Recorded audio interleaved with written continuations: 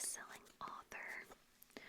So it says, Scotland Yard Superintendent Richard Jury takes on an elusive strangler in a case of family secrets and family lies. There were two young women, strikingly similar in life, strikingly similar in death.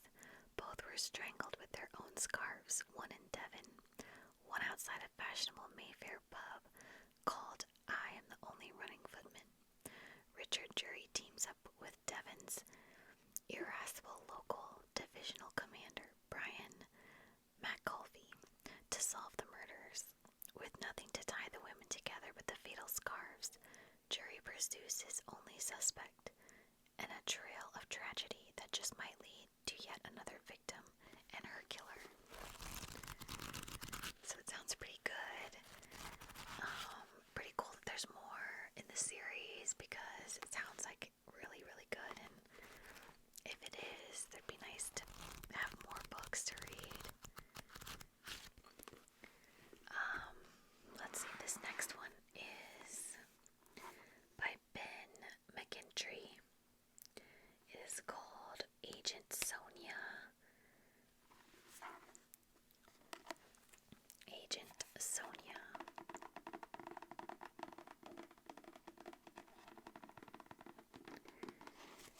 And it says he's the author of The Spy and the Traitor and Operation Mincemeat. Agent Sonia. The Spy Next Door.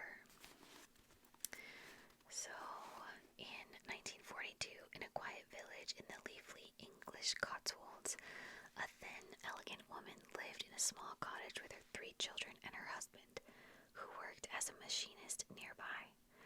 By all accounts, Ursula Burton seemed to lead a simple, unassuming life. But behind this picturesque facade, she was a high-ranking Soviet intelligence officer and a veteran agent, gathering the scientific secrets that would enable the Soviet Union to build the atomic bomb.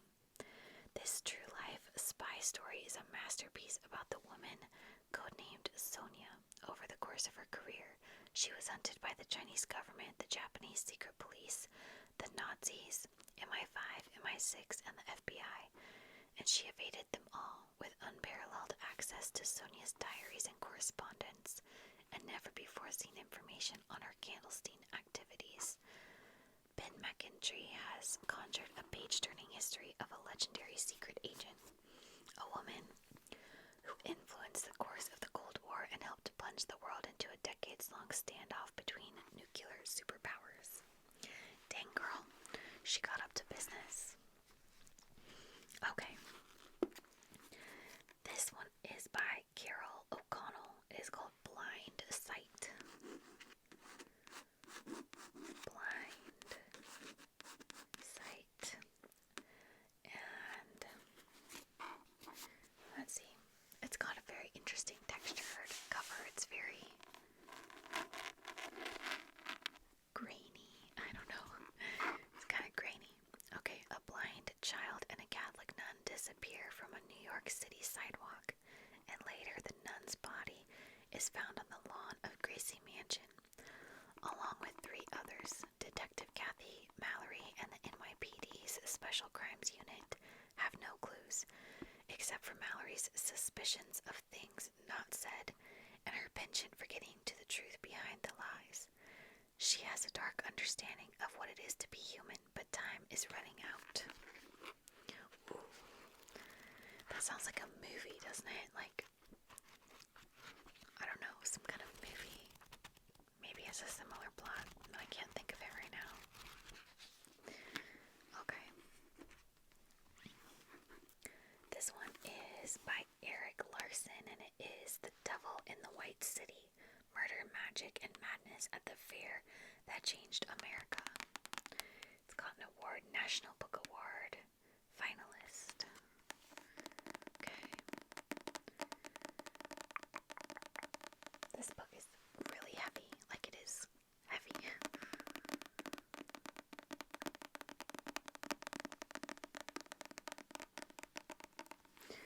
Alright, so bringing Chicago circa 1893 to vivid life. Erik Larson's spellbinding bestseller intertwines the true tale of two men, the brilliant architect behind the legendary 1893 World's Fair, striving to secure America's place in the world, and the cunning serial killer who used the fair to lure his victims to their death. Combining meticulous research with nail-biting storytelling, Erik Larson has crafted a narrative with all the wonder of newly discovered history and the thrills of the best fiction. Woo! I want to read that. That sounds really good. I wonder if there's a movie of that one too, because I feel like I've heard that title. Okay, so this one is by Archer Mayer. It's called AAMS Razor. AAMS Razor. Quietly effective. Mayer is the boss man. Okay, it's a Joe Gunther mystery, so there must be more in the series. Twisty plotting and a real sense of place have won high praise for author Archer Mayer and his vastly popular Joe Gunther detective mysteries. Now small-town Brattleboro, Vermont comes to life and death again as Gunther encounters a case of murders most gruesome. The man lay on the railroad tracks, his head and hands amputated by an onrushing train. Ugh.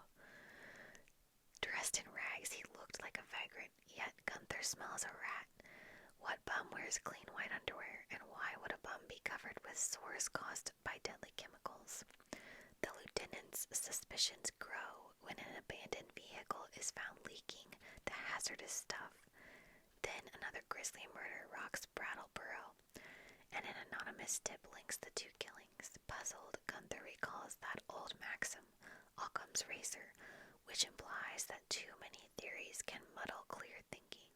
But clarity doesn't cut it when you're facing multiple homicides, venomous blackmail, and a poisonous lust for power that would make the Borgias proud.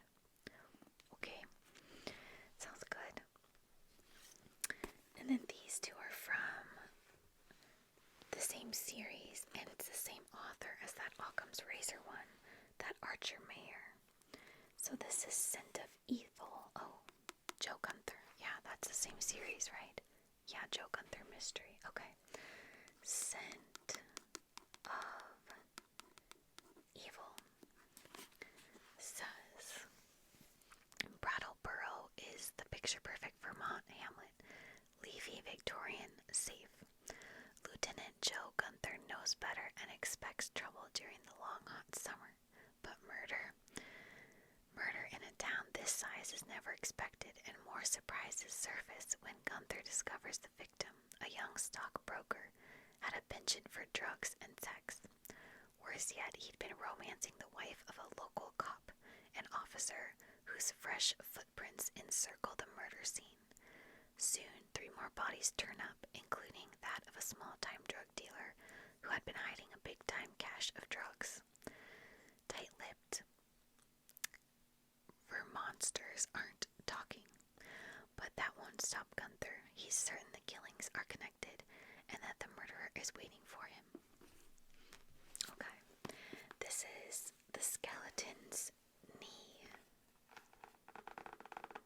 The Skeleton's Knee.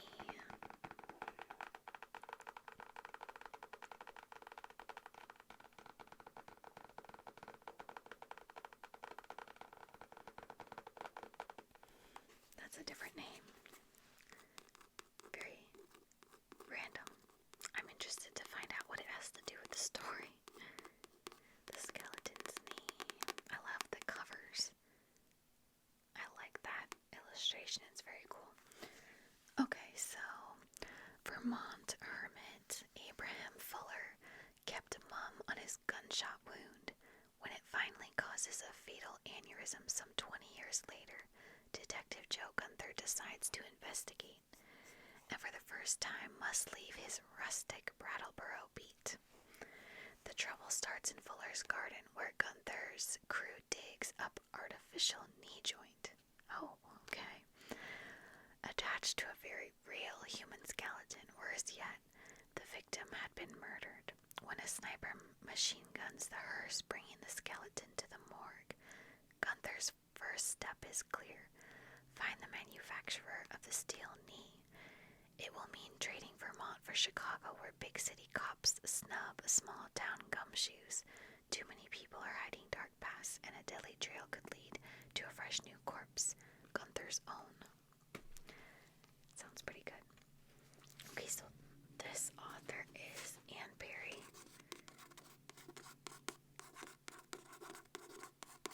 And it says a William Monk novel, Funeral in Blue. Funeral in Blue. Isn't there like a famous painting where that's the title, Something in Blue? I don't remember. I wonder if it's alluding to that.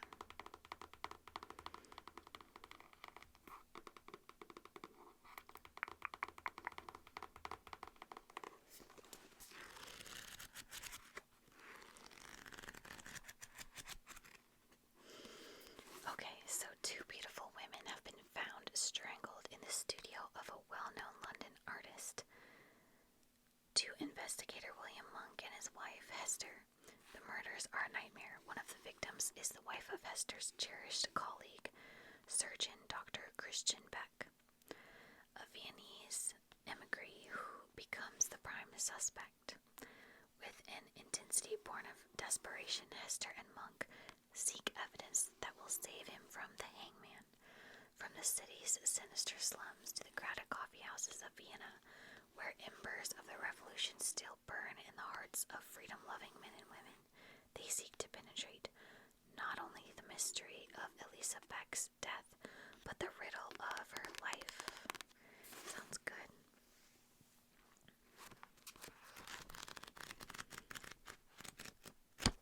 Okay.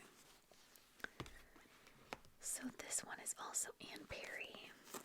It is called Traitors Gate. Traitors Gate.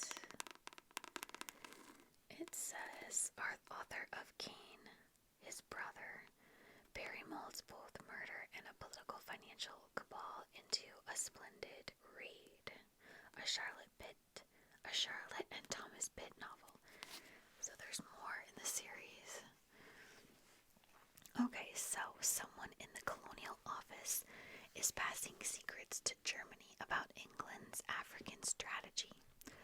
While police superintendent Thomas Pitt investigates this matter of treason, he is quietly looking into the tragic, accidental death of his childhood mentor, Sir Arthur Desmond. Pitt believes he was murdered and that the crime is connected with the treachery in the government. He is making little progress until a second murder reverberates through London. In the small hours of a May morning, the Thames waterman finds a strangled body of an aristocratic society beauty floating near lonely Traitors Gate. Only then do hard-pressed Pitt and his clever wife Charlotte begin to untangle the threads of passion and intrigue, to see clearly the pattern of tragedy and frightening evil that Pitt must deal with at the risk of his career and his life. Okay, so here's a tiny picture of Traitors Gate. So this is on the Thames River in London, and it's an entrance into the Tower of London, I believe, where they have like a dungeon, prison type situation. It's not in use anymore, but it was a long time ago, and that's how you would enter through this Traitors Gate. It was supposed to be like a very terrible place to be, held captive. I got to see it from the water on a boat tour I went on in London when I was living there going to school. So this will be cool to read. I'm excited.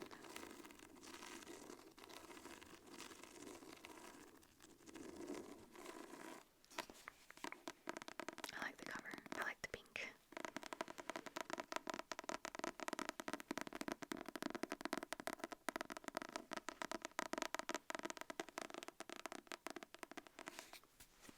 Okay, so the next one is by Ruth Ware.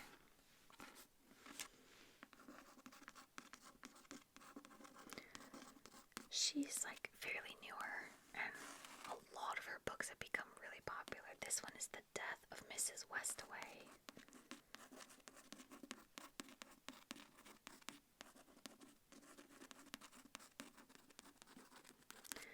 There's like a misty mansion kind of in the back. It says book club favorites, reader's guide. Oh, that's cool. So she also wrote In a Dark Wood, The Woman in Cabin 10. I've read that one. That was good. The Lying Game, The Turn of the Key, and One by One. I also read that one. It says that she's very comparable to Agatha Christie. I kind of agree with that. Like a modern setting, obviously. On a day that begins like any other, Hal receives a mysterious letter bequeathing her a substantial inheritance. She realizes very quickly that the letter was sent to the wrong person, but also that the cold reading skills she's honed as a tarot card reader might help her claim the money. Soon, Hal finds herself at the funeral of the deceased, where it dawns on her that there is something very, very wrong about this strange situation, and the inheritance at the center of it. That sounds like a very dangerous game, trying to claim someone else's inheritance by pretending to be them. That just doesn't sound like it would turn out well.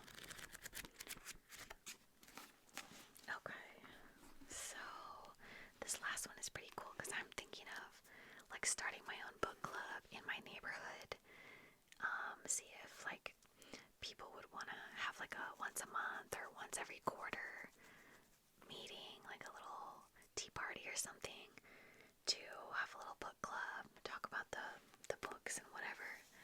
I think that'd be pretty fun. So this is called the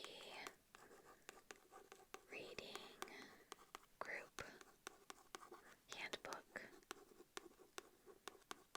Everything you need to know to start your own book club. This is by Rachel W. Jacobson. I had told my mom I was thinking about like starting the book club, and she saw this at the used book sale at the church and was like, oh, I should grab that. So it says, perhaps you are one of the millions who has tuned in and turned on to the hugely popular Oprah's book club, and perhaps by watching it you've discovered a new or rekindled an old passion for reading. Now, with the guidance of Rachel Jacobson's revised and updated edition of the Reading Group Handbook, you too can start your own book club. Book clubs and reading groups give fellow members the chance to break out of established reading patterns and learn adventurous approaches to creative material. With the help of the Reading Group Handbook, you'll get a definitive step-by-step guide to starting your own book club, written by a professional reading group leader who has organized and led groups face-to-face and even online for over 20 years. So information on where to meet, homes, local bookstores, libraries, and online, how to select members and decide a format of the meetings, how to read material critically and constructively in preparation for the gathering, the art of the discussion, over 35 suggested reading lists, including an expanded list of year-by-year Pulitzer Prize winners, Oprah's book club picks, and personal recommendations from the author and her group's members, where to go to get more information on the books you choose, and on book clubs throughout the country. As reading groups have become the latest trend in socializing, anyone who wants to combine a love of literature with the opportunity to meet others will not want to be without the Reading Group Handbook. That's pretty cool. I wonder when this book came out. Let's see if I can find the publishing date. Okay, 1998. Oh my gosh, it's older than I expected, but that's cool. Because I was gonna say, I feel like reading book clubs like aren't that popular right now, but this was a long time ago. I would have been 7 when this came out, so maybe we'll bring Do you guys belong to book clubs? Let me know in the comments.